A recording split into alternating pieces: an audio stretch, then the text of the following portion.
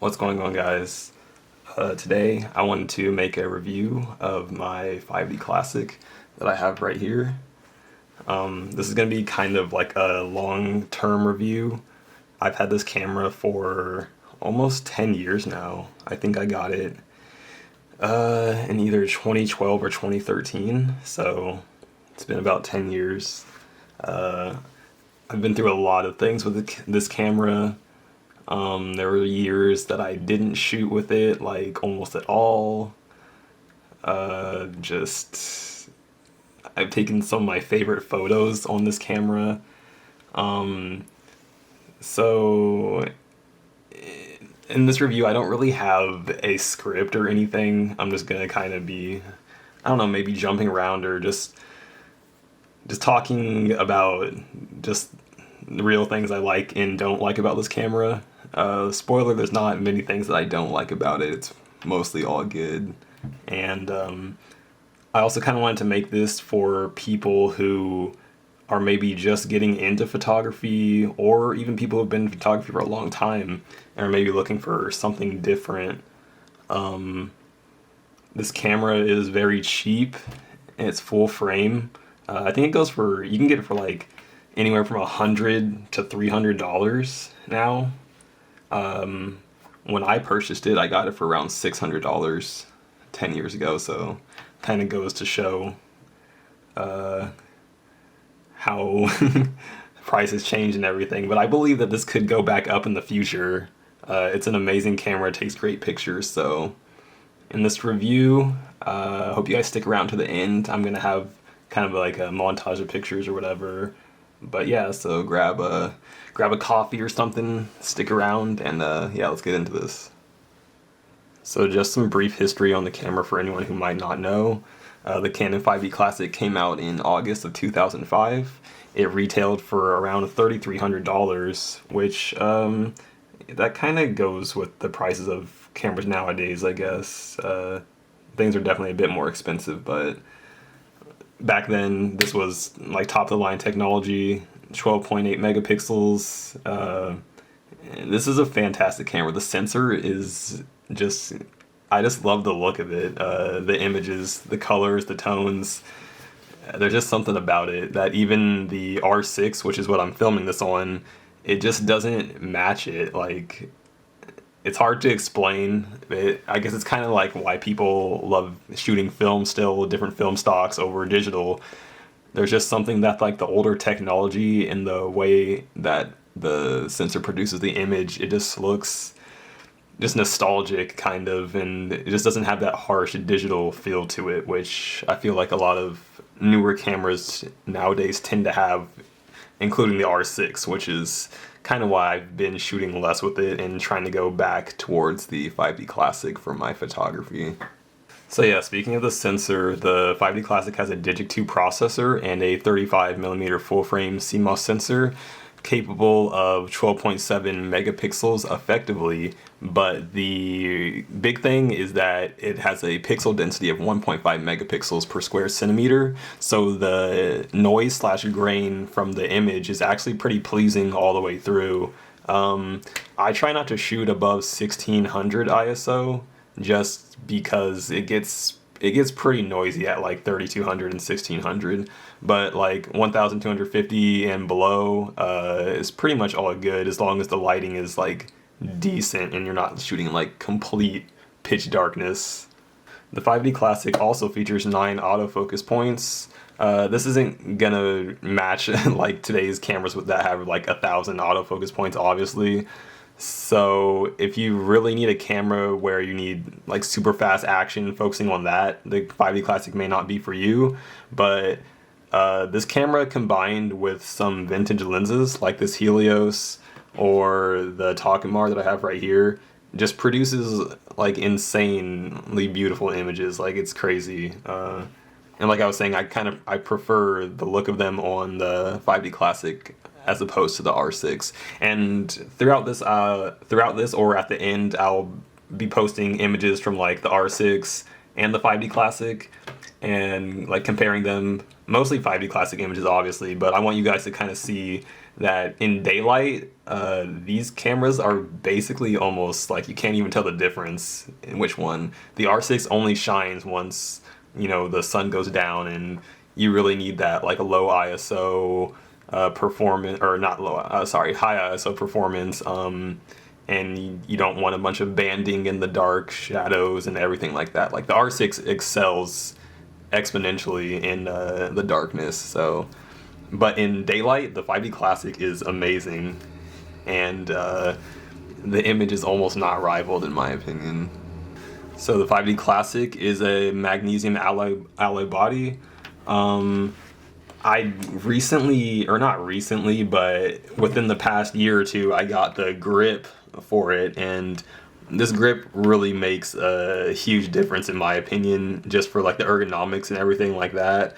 I hate having to like twist your whole arm around to take vertical shots. It's much more comfortable doing it like this. So if you can find a grip for the 5D Classic, I definitely recommend it. I think they're kind of harder to find nowadays.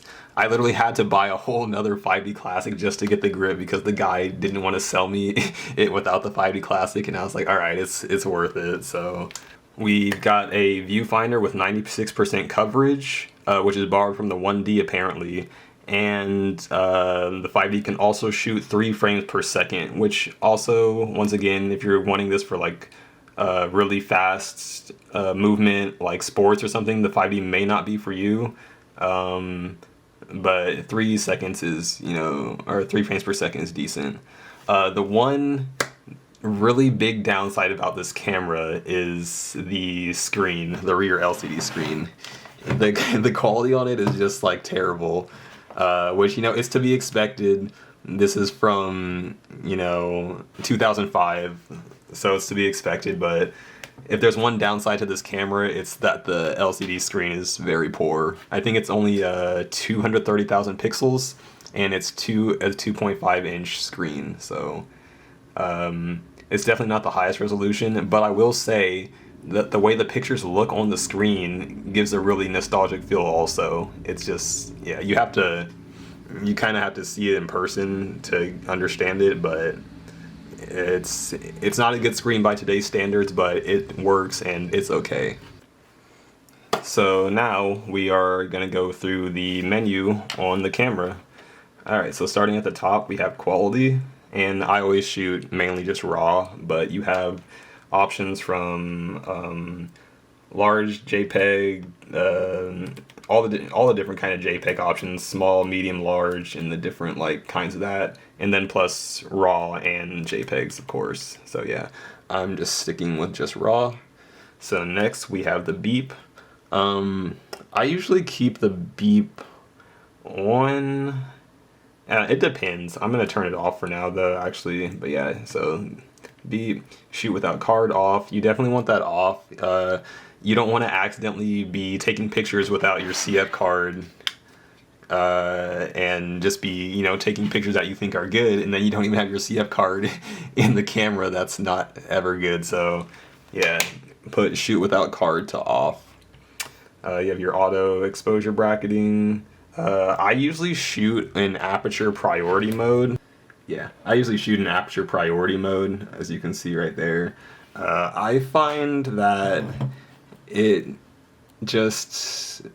a lot less work for you. Like, you might as well make the camera do as much work as it can to help you take the picture, you know? So if I'm outside, most of the time I will use aperture priority mode.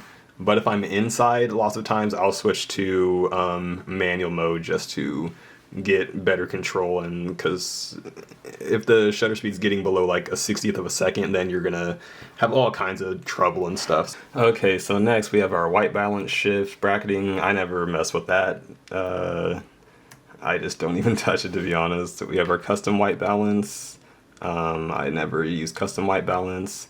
Color temp, I always just leave the custom color temp on 4000 Kelvin. I always just use auto white balance anyways, so that's just personally me though. Color space, I hear different things about this. Sometimes I hear people say that Adobe RGB is better, but I always just leave it on sRGB, so that's what I'm going to keep using for now. Picture style, If you do use JPEGs, the picture style is how your JPEG is just going to come out straight from the picture. I leave it on neutral just so that the image that I do take doesn't look like colored or anything, so it gives me more of a accurate representation of what the RAW is going to look like once I bring it into Capture One or something. So next you can protect an image. I don't even have a CF card or anything in right now, but that'll just make it so that when you go to delete images, any images that you have protected won't be deleted from your camera. You can rotate images, print order, autoplay, review time. I have it on hold, so that's when you go to review an image like that, it will just hold there. Next we have AF points. I just keep it on display. For histogram, I have it on bright. I'm not really even, to be honest, I'm kind of not sure what the difference in these do, but I just leave it on bright. Auto power off, I leave it on 1 minute just to save as much battery as possible. This camera actually has really good battery life, bringing that up, especially if you have a battery grip like this. It's lasted me like so many days. Just, I even have left it on like for days at a time and not even realize it was on, and then went to shoot, and then I've still been good for like days to shoot. So yeah, this camera is a tank and very reliable. I never get like any weird errors or anything like that. Good battery life. If you have like a CF card that's like 64 gigs or more, you can shoot like so many images on this camera because it's only 12 megapixels. Like, you'll be good for like a very long time. So yeah, no fancy stuff like Bluetooth or anything like that, but if you just want to make great images, this is probably the camera for you. So anyways, the next thing is auto rotate. That'll just make the images auto rotate on the screen. I usually leave that off, and the reason for that is since the screen is so small anyways, if you rotate them left, the image looks like so tiny that it's hard to see on the screen. So when the image is, if you take a vertical image, it's going to look like this on the screen, and all you do is just turn the camera and you see the image basically like as big as it will be. So yeah, that's why I leave auto rotate off. So next we have LCD brightness.